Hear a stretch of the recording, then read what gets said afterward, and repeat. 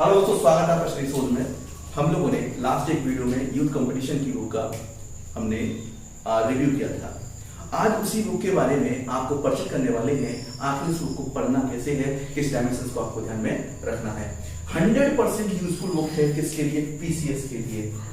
अच्छा, मैं आईएएस क्यों नहीं कह रहा इसके लिए लास्ट वीडियो में भी मैंने इसी बात को कहा था। वो इस वजह से कि नहीं कह पा रहा दोस्तों, क्योंकि आईएएस जो है वो एनालिटिकल यूज होता है। एनालिटिक्स आपकी अच्छी होना चाहिए, मतलब एनालाइजिंग पावर कैसी। ये बुक में डाटा दे रखा है, ठीक है। जैसे हमने अभी इसका जीडीपी वाला डाटा पढ़ लिया। अब हम एनालाइज करने की क्षमता नहीं रखते हैं तो हमारे किसी काम का नहीं है। फिर दूसरी बुक में जाओ जहां एनालाइज दे रखा हो। हालांकि आप अच्छे स्टूडेंट हैं तो आईएएस में भी यहां से बहुत कुछ निकाल लेंगे। जैसे आपने जीडीपी देखी तो देख रहे हैं कोई स्टेटमेंट बना, क्या जीडीपी लगातार गिर रही है, सतत रूप से गिर रही है 2014 से अब तक, या जीडीपी सतत रूप से कभी असमानता से ऊपर जा रही है, नीचे जा रही है। इस तरह का स्टेटमेंट बनेगा कि आपकी एनालिटिकल पावर पर डिपेंड करेगा। ठीक, कृषि का स्टेटमेंट आ गया कि चावल की उत्पादन क्षमता 2014 से लेकर के अब तक लगातार बढ़ रही है। आपको डाटा यहां मिल जाएगा इस बुक में, लेकिन एनालिटिक्स आपको खुद का यूज करना पड़ेगा, तभी बुक आईएएस के लिए यूजफुल होगी। हाँ, पीसीएस में 110% यूज है। यूपी पीसीएस आने वाला है, लग जाओ भाई इस बुक को लेकर के। राजस्थान पीसीएस आने वाला है, लग जाओ भाई। आरओ एआरओ वाला तो छोड़ना और मत भाई। आरओ एआरओ डायरेक्ट प्रश्न बनेगा, गारंटी देता हूं। इकोनॉमिक्स में बनता है तो इस बुक से आने वाले प्रश्नों की संख्या 4 से 5 होगी डायरेक्ट, और इनडायरेक्टली ये बुक आपको फायदा करने वाली है कम से कम 10 प्रश्नों में। ठीक है, ये भी एडवांटेज बता दिया। पढ़ना कैसे है अब आ जाओ दोस्तों, पढ़ना कैसे है। ठीक है, चल पढ़ने को शुरू करते हैं। सबसे पहली बात, इसमें 1 साल का डाटा दे रखा है, दिसंबर तक का डाटा है। ठीक, दिसंबर से मैं माफी चाहूंगा, इसमें जो डाटा दे रखा है वो पूरे 1 साल का डाटा दे रखा है। मतलब इसमें इंक्लूड किया जाता है फाइनेंशियल ईयर को। फाइनेंशियल ईयर हमारी दिसंबर ना होकर कहां होती है? अप्रैल होती है। अप्रैल तक का डाटा इसमें इंक्लूड होता है। Financial year to financial year चलती है। ठीक, अब देखो पढ़ना कैसे है, एक एक चैप्टर पे मैं आपके साथ में डिस्कस करूंगा। चलिए, सबसे पहले राष्ट्रीय आय का चैप्टर इसमें दे रखा है, नेशनल इनकम। नेशनल इनकम में आपको कुछ बेसिक्स पता हो कि नेशनल इनकम कैसे निकाली जाती है, चिकजन फॉर्मूला क्या होता है। जैसे चिकजन फॉर्मूला होता है, चिकजन फॉर्मूला क्या होता है। ठीक, उसके बाद में चिकजन फॉर्मूला क्या होता है। ठीक है, इनकम बेस्ड कैसे निकाली, आपके क्या हो गए? बेसिक्स हो गए। ठीक, अब यहां से प्रश्न बनेंगे, आपको पता चल जाएगा राष्ट्रीय आय से जीडीपी कितनी है। ठीक, क्योंकि जीडीपी के थ्रू जीएनपी निकलेगा, जीएनपी से ही राष्ट्रीय आय निकलेगी। तो प्रति व्यक्ति आय भारत की फिलहाल कितनी है, दुनिया की कितनी है, उसके कंपेयर में भारत की राष्ट्रीय आय कितनी है। ठीक, चलिए आगे आ जाओ। वित्त आयोग, as a right last video I will told you again that is कि वित्त आयोग में हमने अब तक क्या पढ़ लिया भाई? रिसेंटली सब रट के पढ़े हैं कि 280 आर्टिकल में वित्त आयोग होता है, 15वां वित्त आयोग है, एनके सिंह जी की अध्यक्षता में गठित है, फलाना दुनिया भर का करंट अफेयर पढ़ लिया। प्रश्न पूछ लिया स्टैटिक्स से, हिल गए। जीआई से प्रश्न आया था, गवर्नमेंट इंटर कॉलेज लेक्चर का पेपर बना, उसमें जीएस का पोर्शन आया था, काफी अच्छा है, काफी रिच है। जिसने भी आओ उससे पूछना, नहीं तो नेट पे मिल जाएगा, वहां से हल कर लेना। वहां पूछेगा सब ये बताओ 12 वित्त आयोग के अध्यक्ष कौन से हैं। अब तुमने पूरा वित्त आयोग रट लिया था, पूरा रट मारा कि 41% जो है स्टेट का शेयर है वित्त आयोग के अंदर, कि 41% स्टेट को मिलेगा। सबसे ज्यादा एडवांटेज जो है पॉपुलेशन को नहीं लेकर के पॉपुलेशन को दिया है, उसके बाद में शिक्षा को दे दिया गया है, और जो इनकम एफिशिएंसी उसको दे दिया। पूरा करंट अफेयर पढ़ लिया, बहुत अच्छी अंडरस्टैंडिंग कर ली। अब आपको फैक्चुअल इंफॉर्मेशन नहीं पता कि 12 में 13 में 10 में के अध्यक्ष कौन थे, दिक्कत ये देगा। ये बुक आपको पढ़ने को फायदा होगा, इसमें पूरी लिस्ट दे रखी है, आप एक बार गो थ्रू हो जाएगी, रटेंगे नहीं लेकिन चीजें याद रहेंगी।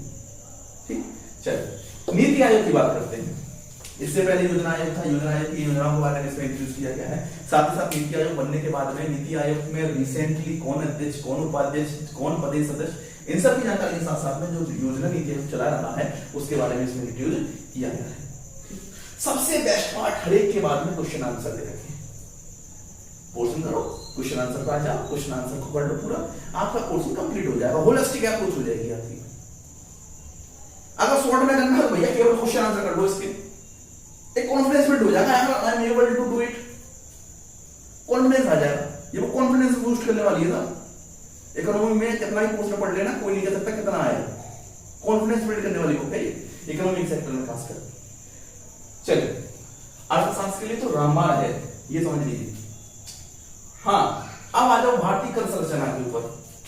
अब कर संरचना जैसे direct tax, indirect tax, indirect tax में जीएसटी है, जीएसटी कलेक्शन कहाँ से ज्यादा हो रहा है, कहाँ से कम हो रहा है, कौन सी जीएसटी से बाहर है, कौन सी जीएसटी के अंदर है, या डायरेक्ट टैक्स में कौन सा किसका पोर्शन ज्यादा और ये है, ये सब डाटा यहाँ मिल जाएगा। ठीक, आगे आ जाओ। कृषि, सेवा, उद्योग, इकोनॉमी के 3 सेक्टर। कोरोना के बाद में उथल पुथल मची, सबसे ज्यादा प्रभावित होगा। इनका डाटा बहुत इंपॉर्टेंट है दोस्तों। कृषि ने जहां ग्रोथ किया, सेवा और ये उद्योग क्षेत्र वहां नीचे चला गया। ठीक है, इस वजह से आपको यहां पे डाटा देखना बहुत आवश्यक हो जाएगा दोस्तों। साथ ही साथ एक मैं आपको इनको दे देता हूं एग्जांपल। चलिए, आप अगर बात करता हूं मैं आपके साथ, बताइए मसालों में टॉप पे कौन है? चलिए, वो केरल। केरल नहीं, लोग पढ़ोगे तब सही कर पाओगे। मध्य प्रदेश में मसाले टॉप है। अब आपने एक्सपेक्ट किया था, अगर बुक नहीं पढ़ते तो क्या डाटा के बिना आप ये तुक्का भी मान सकते हैं कि मध्य प्रदेश में मसाले होंगे? हाँ, केरल में साहब, हाँ ठीक है, केरल में उगता है, मसालों का बगीचा कहा जाता है, लेकिन प्रोडक्शन कहाँ हो रहा है? ऐसे चावल का बगीचा किसको कहा जाता है? चावल का कटोरा किसको कहा जाता है? पश्चिम बंगाल। अभी टॉप पे कौन है? पश्चिम बंगाल ही है। पुणे आ गया यूपी को बचा के। ये डाटा कहाँ मिलेगा? यहाँ मिलेगा दोस्तों। तुक्के में मत जाना, एक्चुअल डाटा बात करना। इकोनॉमी के साथ साथ ज्योग्राफी के लिए बहुत इंपॉर्टेंट है। तीनों सेक्टर की बात हम कर लीजिए। बैंकिंग में जो भी रिफॉर्म्स हो रहे हैं, सुधार हो रहे हैं, कौन सी किसकी रेट चल रही है, यहां से आप कर लेंगे। इन्फ्लेशन कितना चल रहा है, इत्यादि इत्यादि। आगे जाओ। खनिज भंडार, इसमें देखो 2 चीजें बहुत बेस्ट दे रखी इन्होंने। पहला, खनिज कहां पर भंडारण ज्यादा है, दूसरा उत्पादन कहां ज्यादा हो रहा है। मतलब कि मान लीजिए किसी खनिज में कोई राज्य बहुत ज्यादा भंडार करके रखा हुआ है, उसके पास है लेकिन वो उत्पादन नहीं कर रहा है, तो कंफ्यूजन नहीं होगा, पूरा होगा। और दोस्तों इंडिया के साथ साथ विश्व का पूरा डाटा दे रखा है। एक बार गो थ्रू हो जाओ, काम हो जाएगा दोस्तों। चल, बागवानी पे आ जाओ। यहाँ बागवानी में ज्यादा दिक्कत नहीं लेनी, यह बागवानी दिक्कत क्यों नहीं लेनी है? क्योंकि इसमें तिमाही छिमाही ये सब दे रखा है, इसको छोड़ दीजिए। आपको देखना है कौन सा फल कौन सा आगे, कौन किसका एडवांटेज आगे है, इंडिया का कैसे एडवांटेज है। ठीक, विश्व के साथ दे रखा है। पशुधन, देखिए जब से एग्रीकल्चर का सेक्टर का विकास हुआ है, तो पहले एग्रीकल्चर और एनिमल हस्बेंड्री को एक ही समझा जाता था, लेकिन अब इसको अलग कर दिया गया है। अलग से ही इसके लिए सारे प्रोविजंस होते हैं। पशुधन को, साथ ही साथ मत्स्य को भी अलग कर दिया गया है, इसके लिए मिनिस्ट्री बन गया है। ठीक है, तो इन दोनों में लेकर के कौन आगे है कौन पीछे है, कितना हमारे पास एनिमल हस्बेंड्री है, हाउस होल्ड कितना है, ये सब चीजें यहाँ आपको मिल जाएंगी। ठीक, अब देखिए एक जगह सारे रिपोर्टों का संग्रह, कौन ऑर्गेनाइजेशन इसको निकालता है, कौन ऑर्गेनाइजेशन इसके साथ निकालने के साथ साथ किसका हेल्प लेता है, कौन देश ऊपर है, इंडिया का रैंकिंग क्या है, इत्यादि इत्यादि। और कंपेरिजन पिछले रैंकिंग से दे रखा है। सबसे इंपॉर्टेंट ये है दोस्तों, पूछा ही पूछा जाता है। 2019 का डाटा दे रखा है, अभी रिसेंटली अपडेट नहीं हुआ है बनने वाला, ये पूछा ही पूछा जाता है। ये तो ऐसा कोई एग्जाम नहीं जिसमें ये पूछा जाता है। ये एनवायरमेंट से है, लेकिन डाटा नहीं मिलता है एक्चुअल में, फिर आपको पूरा रिपोर्ट देखना पड़ेगा। कहीं वेबसाइट खंगाने का नहीं खंगाने जरूरत है, एक बुक में सब जगह दे रखा है। इंडिया में कौन सा राज्य में टॉप है, कितना परसेंटेज है, दुनिया में कितना है, इंडिया में कितना है, कितना आवश्यक है, सारी चीजें हैं। आ गया था बीओपी, बैलेंस ऑफ पेमेंट। ये इंपॉर्टेंट हो गया है दोस्तों। क्यों हो गया है? कोरोना काल में दुनिया का बैलेंस ऑफ पेमेंट घटा, इंडिया का बढ़ेगा। मतलब विदेशी खाते में पैसा जो है वो इंडिया का बढ़ेगा दोस्तों। ठीक, अब बैलेंस ऑफ पेमेंट कितना है, इसके अंदर कौन कौन सी मदें आती हैं, स्टैटिक और करेंट, दोनों आपको यहाँ मिल जाएंगे। ठीक है, कौन कौन सी मदें आती हैं, एसडीआर है, गोल्ड वगैरह है, ये सब यहाँ मिल जाएगा। इन्वेस्टमेंट रिपोर्ट दोस्तों, ये बहुत इंपॉर्टेंट है। अंक कार्ड इसको निकालता है, सेपरेट नोट दे रखा है। उसमें आपको क्या पता चलेगा कि इंडिया में इन्वेस्टमेंट किस देशों से ज्यादा आता है, श्रेणी कैसे चेंज हो रहा है। ठीक, पहले जहां से आता था वो देशों से कम हो गया है, नए श्रेणी में कौन से देशों से इन्वेस्टमेंट ज्यादा आ रहा है।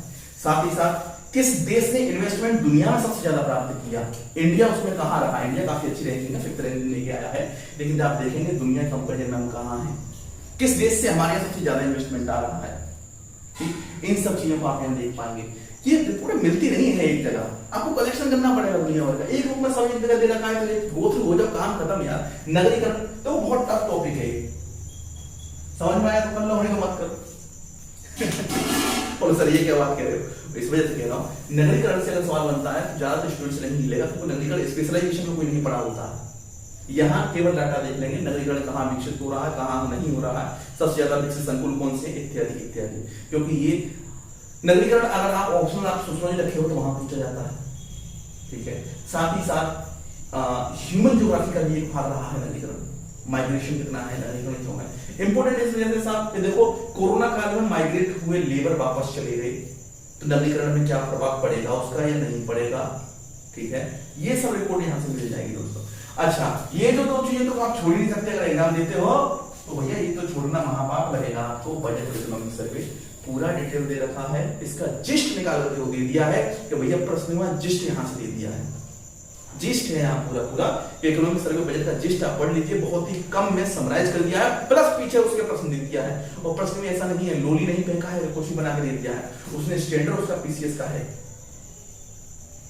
बिलीव मी उसका स्टैंडर्ड पीसीएस का है, ठीक है। और यूपी बजट भी उसमें दे रखा है, आपको भटकना नहीं है, उत्तर प्रदेश का बजट भी उसमें है दोस्तों, ठीक। ये होलिस्टिक अप्रोच होनी चाहिए आपको बुक पढ़ने की, ठीक है। हम लोग बुक के बारे में आपको पूरा डिटेल आपको दे दिए हैं, अब आपका काम है बुक पढ़ना। हाँ, यदि किसी चैप्टर्स में या कहीं भी आपको कोई कंफ्यूजन होता है या हो लगता है कि सर फलाना पोर्शन हमसे नहीं हो पा रहा है तो इस पर हमारी हेल्प कर दीजिए, तो हो सकता है हम कोशिश करते उस पर एक वीडियो सीरीज भी आपके लिए लेकर के आए, ठीक है। इकोनॉमिक सेक्टर में हमारे हैंड से जो हो सकता था हमने आपके लिए किया, ठीक है। वीडियो को शेयर करें ताकि ज्यादातर लोगों तक इसकी पहुंच हो सके, जो हमारा उद्देश्य है यहाँ से कि उस वर्ग तक पहुंचना जो आवश्यकता है जिसको इस तरह के कंटेंट की, उसको हम फुलफिल कर पाए। चलिए मिलते हैं ऐसे ही वैल्यूएबल और इन्फॉर्मेटिव वीडियो में, हमारे प्लेटफॉर्म बनने के लिए धन्यवाद, तब तक के लिए जय हिंद।